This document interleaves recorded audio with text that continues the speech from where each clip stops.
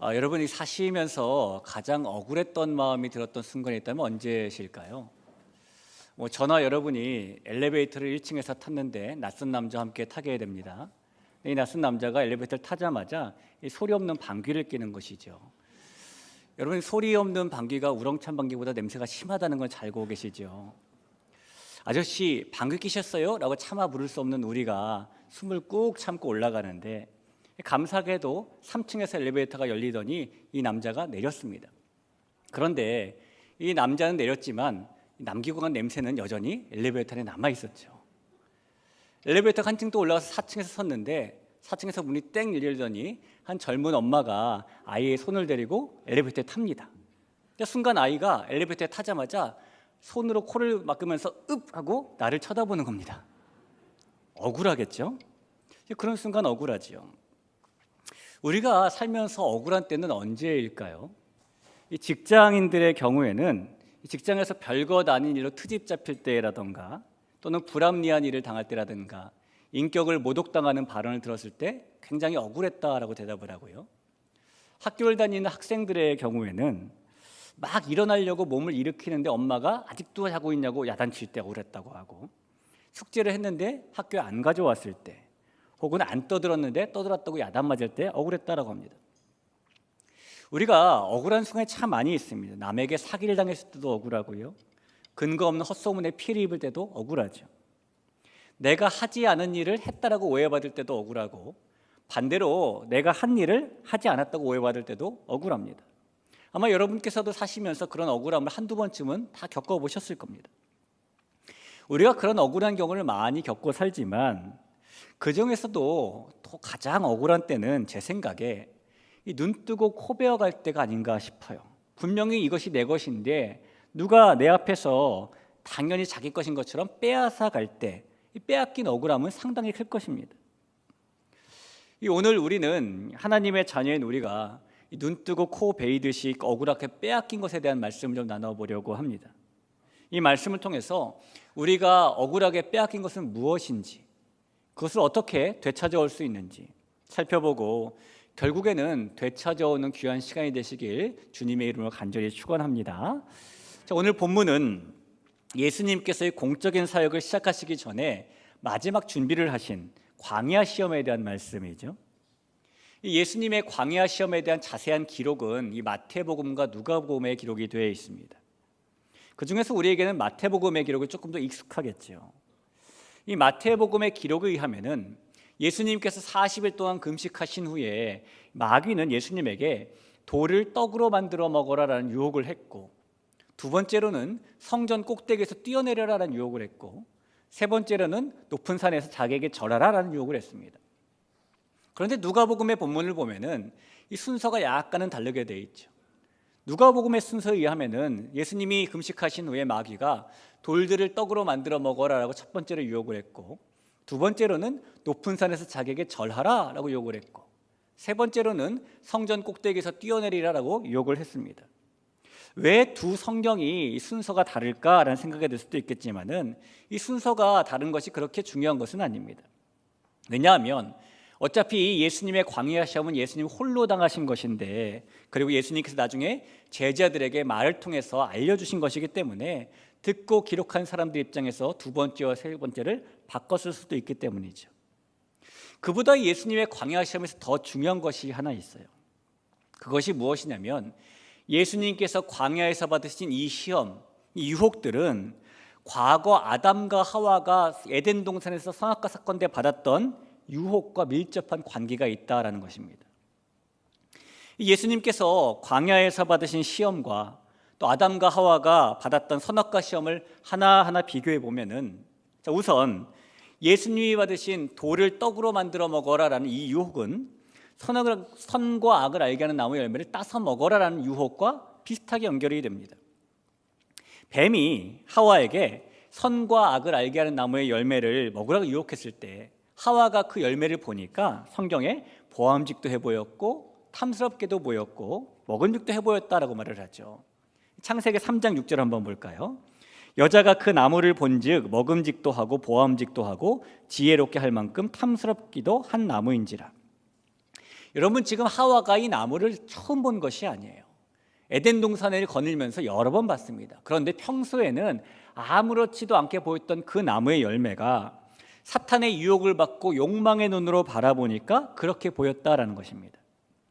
그리고 하와는 또 아담은 하나님이 주시는 말씀보다는 자신들 내면에서 생긴 그 욕망을 따라서 그 열매를 따먹는 죄를 범하게 되는 것이죠. 예수님께서도 마귀에게 이 돌들을 떡으로 만들어 먹으라는 유혹을 받으셨습니다. 3절을 볼까요? 마귀가 이르되 내가 만일 하나님의 아들이거든 이 돌들에게 명하여 떡이 되게 하라. 마귀의 이 유혹도 역시 예수님에게 다른 것 따라 살지 말고 욕망을 따라 살아라 라고 유혹하는 시험이죠. 여러분 40일 동안 금식하신 예수님에게 가장 강력했던 인간적인 욕망은 당연히 먹는 것에 대한 욕망일 겁니다. 이 사람의 몸은요, 음식 에너지를 저장하는 중이거나 아니면 에너지를 태우는 중이거나 항상 그 둘 중에 하나의 상태로 유지가 됩니다. 우리가 음식을 섭취하면 인슐린이 높아지면서 에너지를 저장하게 되고요, 음식을 먹지 않을 때는 인슐린이 낮아지면서 몸에 저장됐던 에너지를 태우라는 신호가 떨어지게 되죠. 우리가 금식을 하면 약 24시간에서 36시간까지는 그만큼 쓸 수 있도록 미리 우리의 간에 저장되어 있던 포도당이 우리 몸에 에너지를 공급해 줍니다.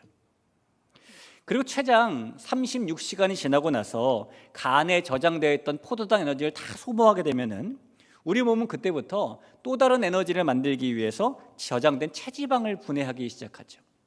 그래서 우리 몸에 있는 체지방을 분해하기 위해서는 적어도 36시간 이상은 금식을 해야 되는 거예요. 단식원이 뭐 그래서 생긴 거겠죠. 우리가 음식을 어느 정도 먹지 않는다고 해도 그런 에너지 때문에 우리 몸에서 태우는 그런 것들 때문에 우리의 몸이 유지가 되는 것이고 정상적으로 움직이게 됩니다. 하지만 우리 몸에 저장된 에너지가 아무리 많다라고 해도 40일 동안 쓸 정도의 충분한 에너지가 있는 것은 아니에요. 그래서 포도당을 태우고 체지방을 태우고 나면 그때부터는 더 태울 게 없어진 우리 몸은 몸에 있는 근육을 태우기 시작합니다. 그러니 음식을 수일 동안 먹지 않은 금식이라는 것은 매우 힘든 일이 분명하죠. 게다가 여러분께서 금식을 다 해보셨겠지만 금식이 힘든 이유는 이 배고픔의 고통이 우리 가운데 있기 때문입니다. 여러분 우리나라 속담에요, 사흘 굶어서 남의 담 안 넘는 놈 없다라는 속담이 있죠. 음식을 굶는다는 것, 먹지 않는다는 것은 그만큼 고통스러운 일이라는 것입니다. 아마 여러분께서 소문을 들어서 아시겠지만은 저는 입맛이 약간 초딩 입맛이어가지고요, 이 떡볶이 같은 분식을 좋아합니다. 우리가 주일에 예배를 마치고 나면 이제 7층 식당에 가서 식사 교제를 나누게 되잖아요. 근데 제가 주일에 가끔씩 그 시간에 바쁜 일이 겹치게 되면은 가끔씩, 정말 아주 가끔씩 점심을 건너뛸 때가 있어요. 그런 날은 이제 3시 주일 오후 예배를 끝나고 집에 돌아갈 때는요, 배고픔이 아주 심해집니다. 그럼 차를 타고 이 짧은 거리를 가면서 머릿속에 뭐가 떠오르냐면 라면, 떡볶이, 순대국이 막 날아다녀요. 이 목사가 이 주일 예배를 마치고 집에 돌아가면서 이 가슴과 머릿속에 받은 은혜와 말씀이 가득해야 되는데 뭐 죄송하게도 그때는 라면과 떡볶이만 돌아다니는 거죠. 좀 그래요. 우리가 이렇게 한 끼를 굶고 두 끼를 굶었을 뿐인데도 배고픔의 고통을 참지 못하고 이런저런 음식들이 막 눈앞에 아른아른 거리는데요, 예수님은 지금 40일을 금식하셨답니다. 40일을 굶어서 배고픔의 고통에 있는 그 상태에서 마귀는 이 돌들을 떡으로 만들 수 있는 능력이 있으신 예수님께 네가 능력이 있으니까 만들어 먹어라 라고 유혹하는 것이죠. 하와의 욕망을 자극했던 것처럼 예수님의 인간적인 욕망을 건드리기에 충분한 유혹을 지금 하고 있는 겁니다. 자, 이렇게 돌을 떡으로 만들어 먹어라라는 이 사탄의 유혹은 선악과를 따먹으라는 이 뱀의 유혹과 동일한 유혹이었어요. 욕망대로 하라는 유혹이었습니다. 하지만 이 두 유혹의 가장 큰 차이점은 아담과 하와는 욕망을 자극하는 마귀의 유혹에 넘어가서 패배했지만 우리 예수님께서 넘어가지 않으시고 승리하셨다는 겁니다. 사랑하는 성도 여러분, 마귀는 언제나 저와 여러분의 내면의 욕망을 건드리면서 다른 것 따라 살지 말고 욕망을 따라 살려고 우리를 죄의 길로 유혹합니다. 우리가 가지기 원하는 것, 우리가 이루기 원하는 것을 우리 눈앞에 보여주면서 하나님이 아닌 죄를 선택하도록 종용하죠. 그러나 마귀가 우리의 욕망을 자극하면서 우리를 죄의 길로 유혹하려고 할 때에 저와 여러분이 아담과 하와의 길을 따라가는 것이 아니라 예수님의 승리의 길을 따라갈 수 있는 사람들 되기를 주님의 이름으로 간절히 축원합니다. 자, 두 번째로 마태복음의 순서에 의하면 마귀가 예수님을 유혹한 하나님의 사자가 지켜줄 테니까 성전 꼭대기에서 뛰어내려 봐라라는 유혹도 역시 선악과 사건 때 그 열매를 먹어도 죽지 않을 거야 라고 말한 유혹과 비슷합니다. 하나님께서는 아담과 하와에게 이 선과 악을 알게 하는 나무의 열매를 먹으면 반드시 죽는다라고 말씀하셨어요. 그런데 어느 날 나타난 뱀이 하와에게 그 열매를 먹어도 결코 죽지 않는다라고 하나님의 말씀을 왜곡하며 유혹하는 겁니다. 창세기 3장 4절을 보죠. 뱀이 여자에게 이르되 너희가 결코 죽지 아니하리라. 마귀는 예수님께 나타나서도 하나님의 말씀을 지금 왜곡하면서 유혹을 합니다. 9절과 10절을 볼까요? 또 이끌고 예루살렘으로 가서 성전 꼭대기에 세우고 이르되 내가 만일 하나님의 아들이거든 여기서 뛰어내리라. 기록되었으되 하나님이 너를 위하여 그 사자들을 명하사 너를 지키게 하시리라 하였고 라고 말합니다. 아마 많은 분들이 성경을 읽으면서 읽어도 성경이 너무너무 어렵다, 무슨 말인지 모르겠다라고 말씀하시는 경우들이 많죠. 이 성경이 어렵게 느껴지는 것은 당연합니다. 왜냐하면 이 성경은 처음부터 끝까지 모든 내용들이 단편적으로 해석되는 게 아니고요, 어떤 말씀은 문자적으로 해석되고 어떤 말씀은 비유적으로, 또 어떤 말씀은 윤리적으로, 어떤 말씀은 영적으로 해석되기 때문이에요. 어떻게 해석되는지 모르니까 우리가 어려운 것이겠죠. 그래서 이 성경은 바른 방법대로 해석하는 게 꼭 필요합니다. 마귀가 예수님을 유혹하면서 인용했던, 언급했던 하나님의 말씀은 시편에 나오는 말씀입니다. 시편 91편 11절과 12절을 보죠. 그가 너를 위하여 그의 천사들을 명령하사 내 모든 길에서 너를 지키게 하심이라. 그들이 그들의 손으로 너를 붙들어 발이 돌에 부딪히지 아니하게 하리로다 라고 말하죠. 여러분이 이 말씀은 분명히 하나님께서 우리를 보호하고 지키신다는 비유의 말씀입니다. 이 말씀이 문자 그대로 높은 데서 뛰어내리면 발에 돌이 안 닿게 해준다는 말씀도 아닐 뿐더러 이 시편 말씀에는 높은 데서 뛰어내리라는 말씀도 없어요. 그러나 마귀는 높은 데서 뛰어내리면 밑에서 받아준다라고 하나님의 말씀을, 그 의미를 왜곡하면서 예수님을 유혹하고 있죠. 이 아다르고 어다르란다는 말이 있지만은 성경 말씀은 아다르고 어다를 수 있는 것이 아닙니다. 예를 하나 들어볼까? 하나님의 말씀을 왜곡하는 게 얼마나 안 좋은 것이냐면, 우리가 이 주일에 이 교회에 와서 예배를 드리다 보면은요, 가끔씩 이상하게 졸음이 쏟아질 때가 있어요.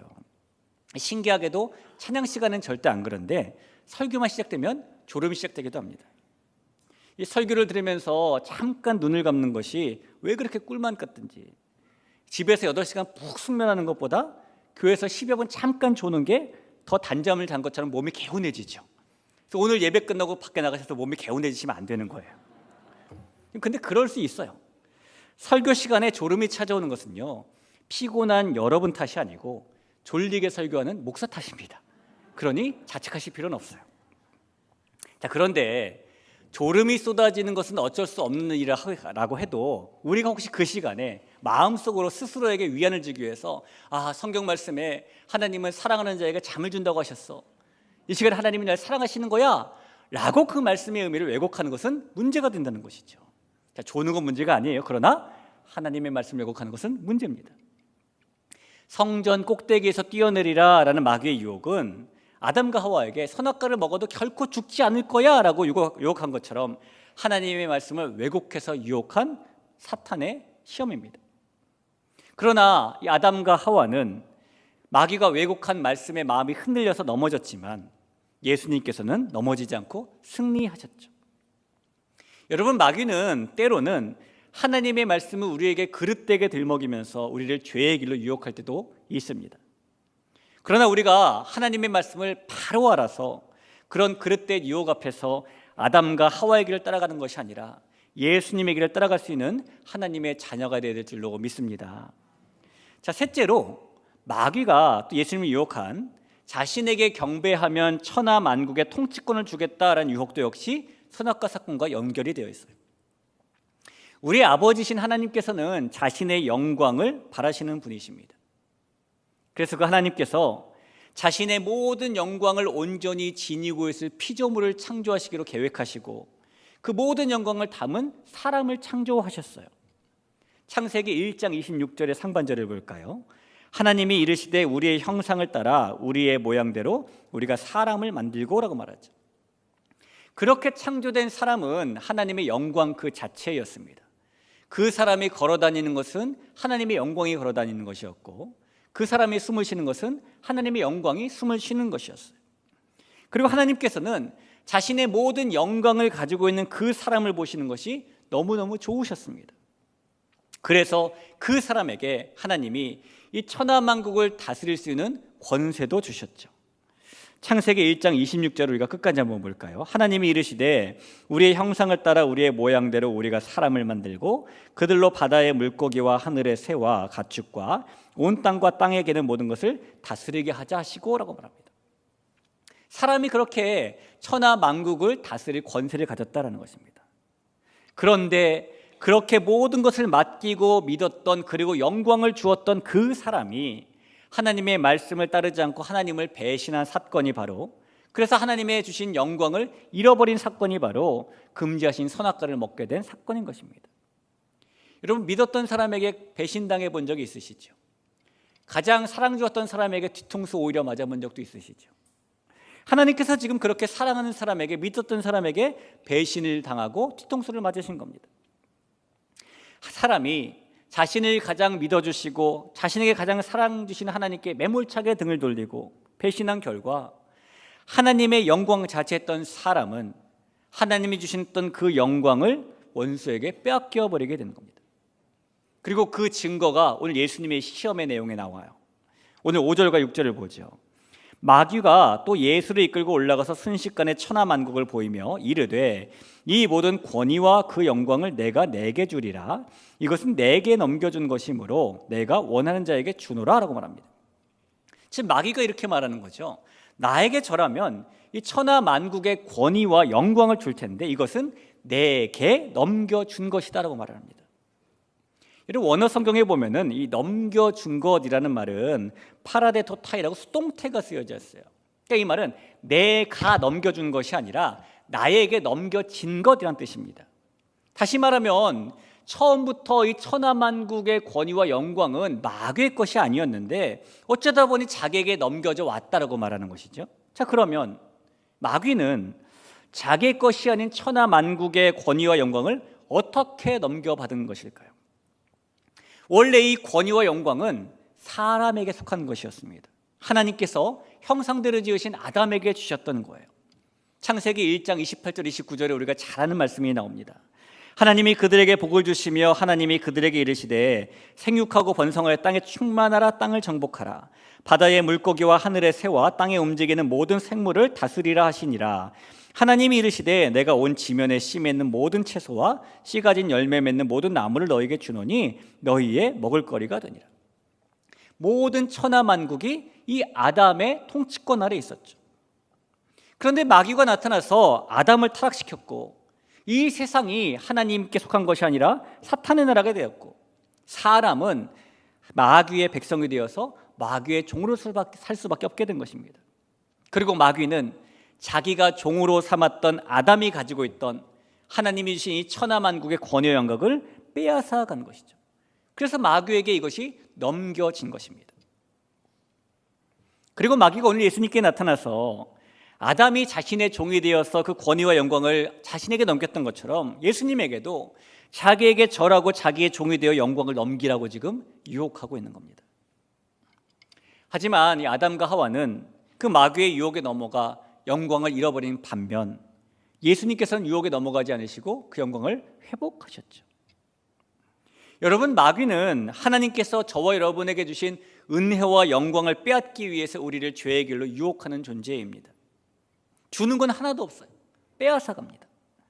그러나 자신을 종으로 살라는 마귀의 그런 유혹 앞에서 아담과 하와의 발자취를 따라서 은혜와 영광을 빼앗긴 성도로 우리가 살아가는 것이 아니라 예수님의 길을 따라서 은혜와 영광을 회복하는 길로 가는 우리가 되어야 될 줄로 믿습니다. 사랑하는 성도 여러분, 그것이 무엇이든지 우리의 것을 누군가에게 빼앗기는 일은 분명히 억울한 일이에요. 하나님께서 자녀인 우리에게 주신 권세와 영광도 마찬가지입니다. 마귀의 유혹에 빠져서 죄의 길에 들어서고, 그래서 하나님께서 우리에게 주셨던 권세와 영광을 마귀에게 빼앗긴다면 분명히 이것은 분통하고 억울한 일이죠.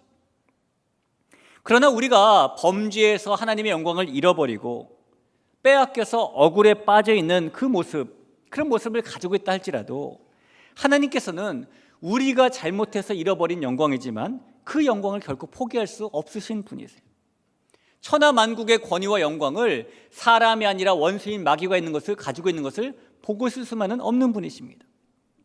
그래서 하나님께서 그 빼앗긴 영광, 사람이 빼앗긴 영광을 다시 되찾아서 사랑하는 사람들에게 되돌려줄 계획을 세우셨고, 그 계획을 위해서 보내신 분이 바로 예수님이신 겁니다.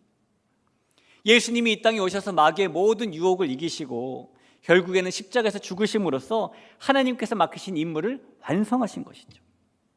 십자가에 달려 죽으심으로, 유혹을 이기심으로 마귀가 아담에게서 빼앗아 갔던 그 세상의 권세와 영광을 다시 되찾아오셨고, 그것을 저와 여러분에게 주신 것입니다.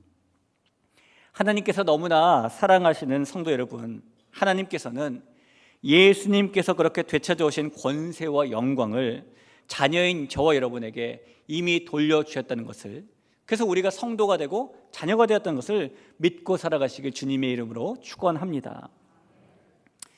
우리가 이 예수님의 사랑, 특별히 예수님을 통한 하나님의 사랑을 잘 보여주고 있는 호세아라는 성경책에 보면은 어느 날 하나님께서 호세아 선지자에게 나타나셔서 결혼할 짝을 맺어 주시죠.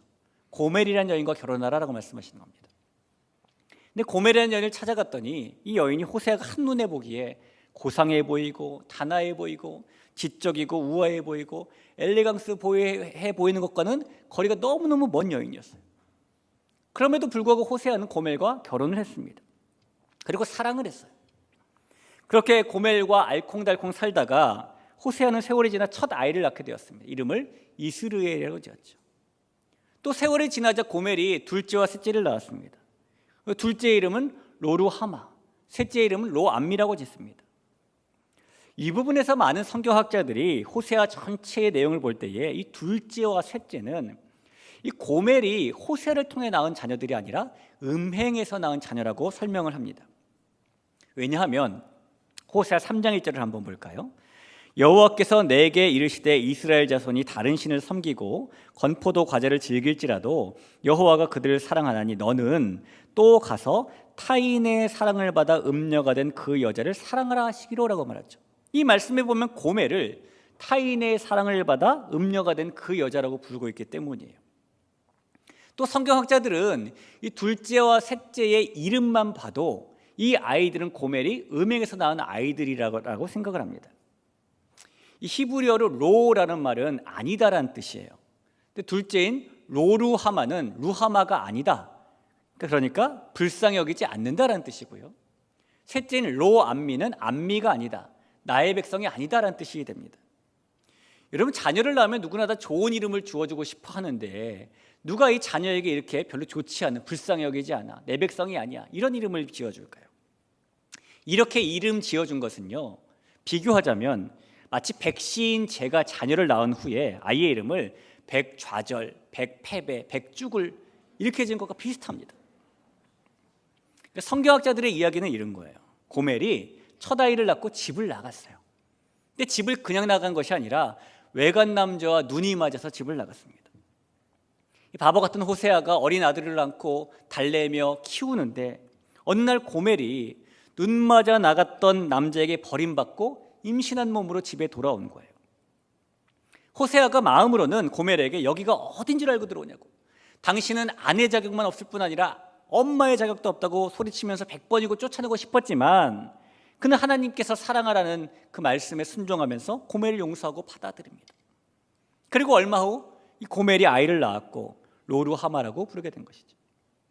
그런데 이 재벌은 남 못 준다고 고멜이 또 그새 다른 남자와 또 눈이 맞아서 또 집을 나간 거예요. 그리고 같은 죄악을 반복한 고멜이 또다시 남자에게 버림받고 호사에게로 돌아 셋째인 로암미를 낳은 겁니다. 사람이 이 정도 됐으면 또 가책도 느끼고 양심도 있고 또 미안함도 가져야 될 텐데 호세아가 불쌍해서라도 어린 아이들이 가련해서라도 좀 새 사람이 되어야 될 텐데 고멜은 그러지 않았어요. 여전히 음행을 벌이지 않았습니다. 나중에는 호세아가 결국에 자기 아내임에도 불구하고 다른 사람에게 은 15개와 보리 한 호멜 반을 주고 자기 아내를 되사오게 됩니다. 사오게 되는 거예요. 호세아 3장 2절 3절을 볼까요? 내가 은 15개와 보리 한 호멜 반으로 나를 위하여 그를 사고 그에게 이르기를 너는 많은 날 동안 나와 함께 지내고 음행하지 말며 다른 남자를 따르지 말라. 나도 내게 그리 하겠노라 라고 말합니다. 여러분, 이 정도 됐으면 고멜이 말했겠죠. 호세아, 왜 당신이 여기 나타난 거예요? 왜 나를 위해서 이 정도의 많은 돈을 지불한 거예요? 난 당신을 떠났잖아요. 당신이 싫었기 때문이에요. 나는 저 남자뿐만이 아니라 많은 남자들과 간음을 했어요. 당신을 배신하고 도망한 여자예요. 왜 나에게 이렇게 잘 해주는 거예요? 호세아가 이렇게 말할 겁니다. 내가 섬기는 하나님이 당신을 사랑하라고 말씀하셨어. 노예의 몸값보다 더 많은 몸값을 주더라도 당신을 데려와 사랑하라고 하셨어. 그래서 내가 가진 모든 것을 다 팔아서 당신의 몸값을 치르고 다시 데려온 것이요. 하나님께서는 당신이 무슨 짓을 하더라도 내가 여전히 당신을 사랑하기를 바라시는 것 같습니다. 사랑하는 성도 여러분, 이 이야기가 바로 복음이라는 것입니다. 범죄함으로 반역과 배반으로 하나님께서 주셨던 그 영광을 잃어버렸던 우리에게 예수님께서 나타나신 거예요. 우리는 하나님의 영광을 회복하고 우리에게 되찾아주기 오신 예수님을 만나고 이렇게 말하겠죠. 예수님이 왜 오신 거죠? 왜 나 대신 죽겠다는 거예요? 나는 하나님의 영광 따위가 없어도 충분히 살아가는데 별 지장이 없어요. 하나님이 시키시는 일, 원하시는 일을 나는 별로 하고 싶지 않아요.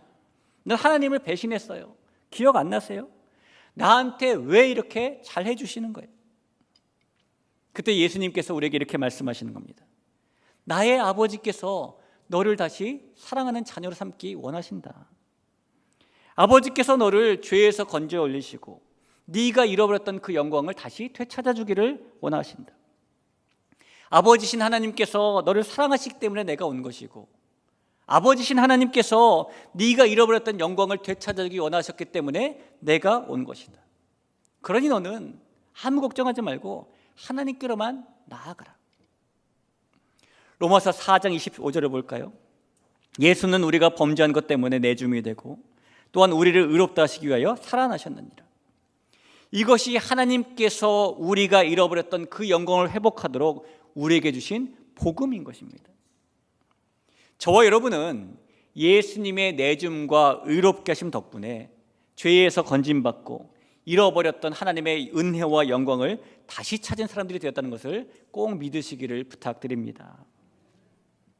몇 달 전인 지난 6월 달에 미국의 뉴스에 이런 기사가 났어요.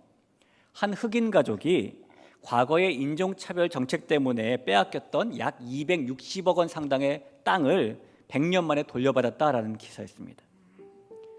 이 기사의 내용을 보면은 과거에 인종차별이 존재하던 그 시대에 흑인이 출입이 금지된 해변가에 리조트가 있었는데요. 못 들어가는 거죠, 흑인이라는 이유로. 1912년에 한 흑인 부부인 브루스 부부가 해변가에 땅을 사고 흑인들을 위한 리조트를 지었습니다. 그런데 이 리조트가 건축되자 주변에 백인들이 난리가 난 거예요. 리조트는 백인만 사용해야 되는데 흑인 전용이 있다고 난리가 난 거죠. 특별히 백인 우월주의 단체인 KKK가 위협도 가기 시작했습니다. 이런 백인들의 반발이 심해지자 결국 리조트가 속해 있던 그 시의 시의회에서는 1924년에 이 흑인 브루스 부부에게 돈 한 푼도 주지 않고 강제 수용 절차로 땅과 리조트를 빼앗아 몰수해버렸어요. 여러분, 흑인이라는 이유로 이 부부가 땅과 리조트를 억울하게 빼앗긴 겁니다. 내가 내 돈을 내고 땅을 샀고 내가 내 돈을 내고 건물을 지었는데 돈 한 푼 내지 않고 누가 강제로 빼앗아 간다면 얼마나 억울할까요? 그리고 약 100년 정도 지났는데 그 후손들이 시에다 소송을 걸었고요. 마침내 땅을 돌려받게 되었는데 돌려받을 땅의 가치가 우리나라 돈으로 260억 정도 된다라는 기사입니다. 사랑하는 성도 여러분, 260억짜리 땅 빼앗기는 것 당연히 억울한 일이죠. 그런데 저와 여러분은 260억짜리 땅보다 더 가치 있는 하나님의 영광을 빼앗겼던 사람들이었다는 겁니다. 그러나 예수님께서 우리에게 그 하나님의 영광을 되찾아 주셨고 그 억울함을 풀어주셨어요. 그 결과 저 여러분이 하나님의 자녀로 성도로 하나님의 영광을 위해 살 수 있는 사람들이 되는 것입니다. 하지만 우리는 그렇게 되었지만 여전히 이 세상에는 그 하나님의 영광을 잃어버린 채 억울한 일을 당했지만 억울한 일 당한지도 모른 채 살아가는 사람들이 많이 있습니다. 그 사람들에게 하나님의 영광을 되찾아야 된다고, 더 이상 억울한 일을 당하지 말아야 된다고 말해줘야 되는 사명은 저와 여러분에게 있는 것이죠. 아직도 우리 주변에 하나님의 영광을 상실한 채 살아가고 있는 사람이 있다면 이렇게 말해줬으면 좋겠습니다. 하나님께서 당신에게 놀랍도록 크신 자신의 영광을 주셨다고, 예수님을 믿기만 하면 그 영광을 회복하고 억울함이 풀릴 수 있다고. 하박국 2장 14절 말씀을 볼까요? 이는 물이 바다를 덮음같이 여호와의 영광을 인정하는 것이 세상에 가득함이니라. 이 땅에 있는 한 사람 한 사람이 빼앗겼던 하나님의 영광을 회복할 때에, 억울함을 풀 때에 물이 바다에 가득한 것처럼 하나님의 영광이 온 땅에 충만하게 되는 것입니다. 우리가 예수님을 전하고 예수님께서 다시 되찾아 주신 그 하나님의 영광을 이제는 우리만 가지고 있는 것이 아니라 온 세상 사람들에게, 우리 주변의 사람들에게, 온 땅에 충만하게 할 수 있는 사람들이 되어야 될 줄로 믿습니다. 우리가 가을마다 맞이하는 이 행복축제를 맞이하면서 우리가 만약 적어도 한 사람만이라도 예수님의 이름을 전하고 그 사람이 만약에 하나님의 은혜로 하나님의 영광을 회복하게 된다면 저와 여러분에게는 하나님께 가장 가치 있고 좋은 게 있고 칭찬받는 인생을 사는 사람들이 되는 것입니다. 이 가을에 하나님의 가장 큰 칭찬 받으며 살아갈 수 있는 우리 대길의 모든 가족들 되길 간절히 축원합니다. 우리 그런 마음 가지고 같이 한번 주님의 마음을 품고 찬양하죠. 세상 모든 민족이 구원을 얻기까지 쉬지 않으시는 주의 심장 가지고, 주의 심장 가지고 우리 이제 일어나 주 따르게 하소서. 세상 모든 육체가 주의 영광 보도록 우릴 부르시는 하나님, 주의 손과 발 되어 세상을 치유하며 주 섬기게 하소서. 물이 바다 덮음같이, 물이 바다 덮음같이 여호와의 영광을 인정하는 것이 온 세상 가득하리라. 물이 바다 덮음같이, 물이 바다 덮음같이, 물이 바다 덮음같이, 물이 바다 덮음같이 여호와의 영광을 인정하는 것이 온 세상 가득하리라. 물이 바다 덮음같이, 물이 바다 덮음같이, 물이 바다 덮음같이. 우리 시간에 주신 말씀을 기억하면서 합심해서 함께 기도하겠습니다. 하나님께서는 모든 민족이 하나님의 영광을 회복하기를 바라시는 분이십니다. 하나님께서는 그래서 먼저 우리에게 예수님을 믿는 믿음을 주셨고 잃어버린 영광을 되찾게 도와주셨어요. 이제는 우리가 그 영광의 주인공으로서 누군가가 잃어버린 영광이 있다면 예수님을 통해 그 영광이 회복되도록 도와야 될 사람들입니다. 우리가 고백한 것처럼 주님의 손과 발이 되어서 이 세상을 치유하고 주님의 영광이 온 땅에 충만하게 임하는 것을 꿈꾸며 바라는 사람들이 되어야 되는 것입니다. 하나님, 우리 한 사람 한 사람이 그런 한 사람들이 되도록 도와주옵소서.